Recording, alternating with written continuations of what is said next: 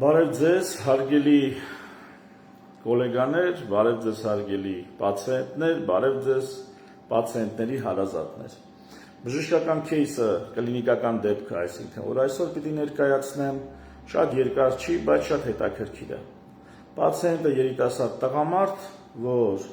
քրոնիկ աղիքային հիվանդության հետ կապված ինձ մոտ գտնվում է տարիներ շարունակ հսկման մեջ կամ տակ կամ վարման մեջ, այսինքն ժամանակ առ ժամանակ ստուգում ենք, բուժումներ ենք նշանակում եւ այլն, բայց աղիքային խնդիրների կապակցությամբ փետրվար ամսին ունենում է ուժգին որովայնային ցավեր, որ ընդգրկում է վերին որովայնային հատվածը ամբողջությամբ ու գոտևորվում է երկու կողմով դեպի ողնաշար, դեպի մեջք։ Ցավերը տևում են փետրվար ամսին մի քանի ժամ, հետո այդ մի քանի ժամ հետո անցնում են։ Այդ ժամանակ ինքը, դե քանի որ ցավերն անցնում են, որևիցե հետևանք չեն թողնում, բժշկի չի դիմում, չի ահազանգում, չի ներկայացնում, հետո ուրեմն ամիսներ անց նույն խնդիրը կրկնվում է։ Նույնությամբ, բայց այս անգամ փոքր-ինչ ավելի ուժեղ եւ փոքր-ինչ ավելի երկար, ամբողջ որովայնի ցավ, ավելի շատ որովայնի վերին կեսում, այսինքն պորտից վերև, որը գոտևորվող ձևով տարածվում է դեպի մեջք, դեպի ողնաշար։ Սովորաբար նման ցավերը, դեպի ողնաշար գնացող ցավերը, սովորաբար լինում են հենց ողնաշարից, ոչ թե որովայնի ներքին օրգաններից, հենց լինում են ողնաշարի պատճառ, բայց մարդիկ շփոթմունքով ասում են, որ պրոբլեմը որովայնում է։ Էսի հաճախակի հանդիպող շփոթմունքի պատճառը, բայց ստեղ ինչն է հետաքրքիր, որ երբ որ ցավերը լինում են ողնաշարից, հաճախ դրանք քրոնիկական երկարատև ցավեր են եւ ոչ շատ ուժգին, այսինքն դրանք ամիսներով լինող ցավեր են։ Այս դեպքում մենք ունենք սուր ցավ, այսինքն հանկարծակի ի հայտ եկած, ժամերով տևել է եւ մի շատ կարեւոր դրվագ, շտապ օգնություն է կանչում այդ ցավերը ուրեմն հանգստացնելու համար։ Շտապ օգնություն կանչելու հանգամանքը կարևոր ուշադրությանը արժանի։ Ինչի՞։ Որովհետև երբ որ պացիենտները նշում են, դե գիտեք ոնց մարդիկ տարբեր են, մեկը ցավին դիմանում է, մեկը ցավին մի քիչ ավելի մեծ աղմուկ է բարձրացնում, այսինքն սուբյեկտիվ է ցավի ընկալումը, չես կարող հստակ կրիտերիայով մեկի ցավը մյուսի ցավի հետ համեմատես, որտեղ դա կախված է նրանից, թե տվյալ մարդիկ ինչպես են իրենց ցավը ներկայացնում։ Մեր դեպքում հստակ կրիտերիա կա, շտապ օգնություն կանչել։ Միշտ կարելի է, չէ՞, մարդը որ պատմում է, որ շատ ուժեղ ցավեր ա ունեցել, օй դուք չեք պատկերացնում, նամանավանդ մանկավարժները բավականին գեղարվեստական նկարագրում են, սարսափելի դժոխային ցավեր էին, չգիտեմ, հարուստ բառապաշար ունեցող, մարդիկ շատ հարուստ նկարագրություն են տալի իրանց ցավերին։ Եվ մի բան կոնկրետ կարող եք հարցնել, շտապ օգնություն կանչել եք։ Եթե ցավը եղել է շտապ օգնություն կանչելու աստիճան, ամենայն հավանականությամբ սուր ցավը տարբեր պատճառներ կարա լինի, բայց ամենից հաճախ հանդիպող պատճառը դա քարերի ցավեր են, այսինքն երիկամներից քար գցելու ցավն է եւ լեղապարկի քարի ցավն է։ Քարի հետևանքով առաջացած լեղաքարային խիթ ենք ասում, կոլիկա ենք ասում, մի խոսքով այդ քարի առաջացած ցավն է։ Սա շատ հետաքրքիր, այսպես բժշկական դիագնոզ դնելու գործիք է, էլի, բանաձև է։ Բացարձակ ճշմարիտ չի, միշտ պետք է ուրիշ բաներ հաշվի առնես, բայց եթե մարդն ասում է, որ ցավերն այնքան ուժգին են եղել, ոչ թե վախն է ուժգին եղել, ճնշումն է բարձրացել, գլուխն է ֆռացել, ուշա գնացել, այլ կոնկրետ ցավը այնքան ուժգին է եղել, որ շտապ օգնություն են կանչել, արդեն առաջի հերթին մտածում են, որ քարեր կարա եղած լինի։ Թեև նախկինում պացիենտի մոտ երբևիցե լեղապարկի խիթ չի դիտվել։ Մի խոսքով, անցնում ենք ինչի, գնում ենք սոնոգրաֆիայի։ Գնում ենք սոնոգրաֆիայի եւ տեսնում ենք ինչ։ Հիմա նկարագրենք ինչ ենք տենում։ Այն ինչ նկատվում է որպես սուրճի բաժակ, իրականում սուրճի բաժակ չի եւ շատ հասկանալի է։ Ես հիմա կբացատրեմ։ Լավ, որպեսզի միանգամից բացատրեմ, ցույց տամ այս նկարը։ Այստեղ ավելի լավ է երևում։ Նայեք։ Ասպասի լույսը անջատեմ, էլի, որ լույսը անջատեմ, պետք է որ ավելի լավ երևա։ Ահա։ Լույսը անջատենք եւ նայենք նկարին։ Այս է սև ու սպիտակ էկրանին, այս սենց օվալաձև ինչ տեսնում եք, սա լեղապարկն է։ Տեսանք։ Այդ նույնը ստեղ, ահա, տեսեք օվալաձև, Սա լեղապարկն է։ Հեղուկը երևում է սև, այսպես համասեր զանգված։ Սա լեղին է, այս սևը։ Սև սպիտակ էկրանին հեղուկները կապ չունի, արյունա, լեղիա, մեզա, թափանցիկ հեղուկա, պարզ, ասենք, անգույն հեղուկա, ինչա բոլորը սև գույնի են երևում։ Սոնոգրաֆիայի վրա հեղուկները, բոլոր հեղուկները անկախ իրանց գույնից երևում են սև։ Այս լեղապարկի պատն է, որը այտուցված է, այստեղ մենք չափել ենք լեղապարկի պատը, որը կազմել է մոտ 6 մմ հաստությամբ։ Այտուցված, լեղապարկի պատը չպետք է լինի այտուցված։ Հենց ունենք լեղապարկ, այս սերի, այս գիծը տենում եք, այդ դա լեղապարկի պատն է այտուցված, այս կողմի վրա լյարդն է, այսա, ստեղ նույն նկարն է, լյարդն է, այստեղ ծորանային և անոթային ստրուկտուրաներ են, այսքանը լյարդն է, ծորանային անոթային ստրուկտուրաներ, այս կողմը ինչա մեզ հետաքրքիր չի, չենք տենում, ոչ դուք եք հասկանում ինչա, ոչ ես եմ հասկանում ինչա, ընդունենք տենց էլի, հիմա ստեղ այս կլորը տենում ենք, այս կլորը քար է, այս կլորի վրայի քարից բացի ու տեսեք ստվեր է տալի, ստեղ էլ ավելի լավ է երևում, տեսնում եք, հիշում եք մեր նախորդ կլինիկական դեպքերը, որ քննարկել ենք, սա քարն է, քարի չափերն ինչքան է, մոտավորապես 2 սանտիմետր, 1.5-1.8 սանտիմետր, և ստվերը տենում ենք, քարի ծննող ստվերը, այս էլ կողքը, այսենց սպիտակ, կետիկավոր, սա նստվածքն է, տիղմն է, սլաջ ենք ասում բժշկական լեզվով, սա տիղմն է, նստվածքն է,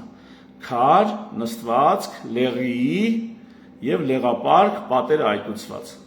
Այսքանը հերիք է, որպեսզի մենք ասենք, որ ունենք սուր, քարային խոլեցիստիտ։ Այսքանը հերիք է, որ ասենք։ Բայց ուրիշ նկարներ էլ ցույց տամ, որովհետև հենց այս քարը չի պրոբլեմը ստեղծել։ Այս քարը ուղղակի լեղապարկի պարունակության մեջ է։ Պրոբլեմ ստեղծող քարը ծորանային ապարատի մեջ պետք է լինի։ Ահա, հիմա այս է լեղապարկն է, նայեք, այս լեղապարկն է, այս պատի այտուցը սերի տեսնում ենք, այսի լյարդն է, այս կողմը ինչա մեզ չի հետաքրքրում, այսի տեսնում եք, այս էլ է քար, նույնիսկ կարող է մի քար չի, երկու քար են իրար կպած կամ մի ամբողջական քար է, այս քարն է պրոբլեմը ստեղծել, լեղապարկի միջից եկել է, ընկել է լեղապարկի ծորանի մեջ, որը պետք է գնա մագիստրալին միանա, հիմնական լեղու արտահոսքի մագիստրալին պետք է միանա, ճանապարհին միջև մագիստրալին միանալը, լեղապարկից դուրս եկող ծորանի մեջ, բա արագ ծորան, այս քարը խցանվել է ու առաջաբերել այս ամբողջ պրոբլեմի պատճառը ինքն է, այս սա է։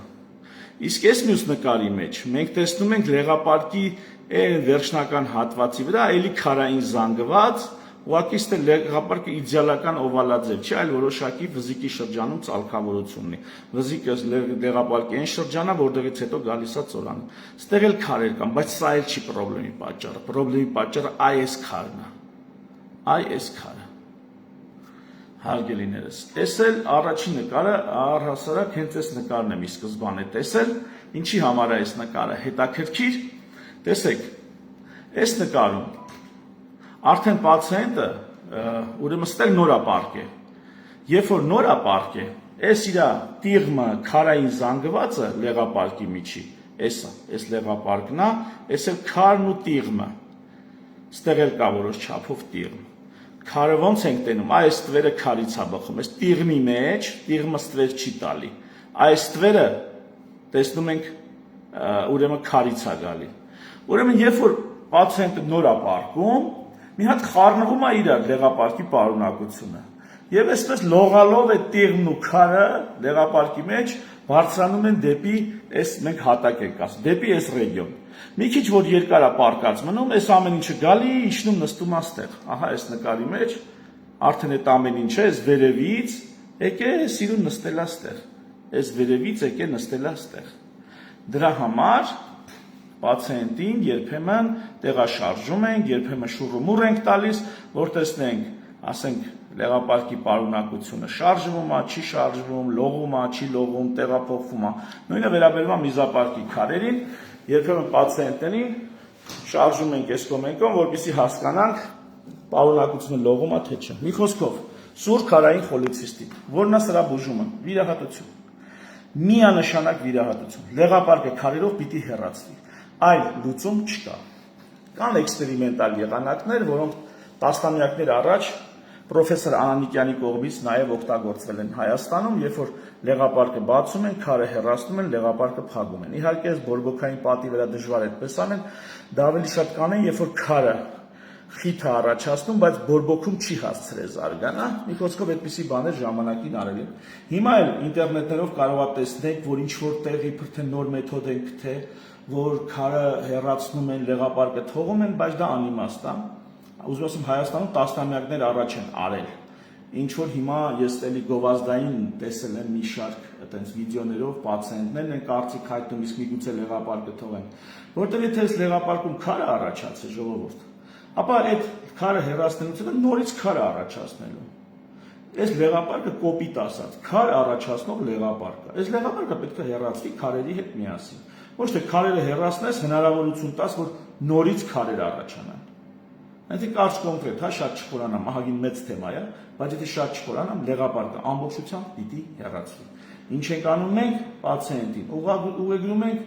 վիրաբույժների մոտ, որպեսզի վիրաբույժները հեռացնեն այս քարը։ Ենթադրում եմ լապարասկոպիկ եղանակով։ Լապարասկոպիկը գիտեք, ծակում են, գործիքներով մտնում են որովայն եւ հեռացնում են։ Ես չեմ ուղղորդել, թե ուր նա գնա, պացիենտը ինքն է որոշել, թե ուր կգնա, մի խոսքով։ Մնացածը արդեն իր եւ իր վիրաբույժների միջև։ Մեզանից հասնում էր, մեր բուն խնդիրը ի դեպ աղիքային հանգիստ վիճակում էր, ամենօրյա դեղեր է ընդունում պացիենտը, ակտիվություն չկար իր այն հիմնական հիվանդության, քրոնիկ հիվանդության, բայց այսպես խարսություն է եղել հետը լեղապարկի բորբոքում քարերի պատճառով։ Թերևս այսքանը մեծ վերլուծություն ստեղ չկար, ես ուզում եի միայն ներկայացնել, որ շտապ օգնություն կանչող ցավերը պետք է շատ արագ ու շատ այսպես առանց այս կողմ ընկնելու գնահատականի արժանանան։ Դրանք հիմնականում լինում են քարի խնդիրներ, լեղապարկի դեպքում դա վիրահատություն է, երիկամային քարերի դեպքում հնարավոր է դեղորայքային լուծում, բայց հնարավոր է նաև քարափշրում։ Մի խոսքով, ամենաուժեղ ցավերը որովայնում, թերևս ամենաուժեղ ցավերից մեկը, եթե ենթաստամոքսային գեղձը չհաշվենք, դա քարերի առաջացնող ցավերն են։ Մնացած ցավերն ունեն փոքր-ինչ ավելի ցածր ինտենսիվություն։ Ну թերևս այսքանը, շնորհակալություն ուշադրության համար։ Հուսամ վաղը կհանդիպենք մի ուրիշ կլինիկական դեպքով։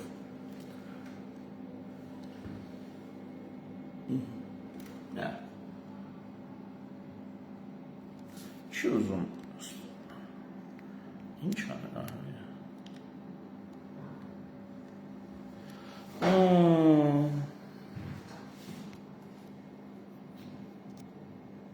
Չի ուզում անջատ։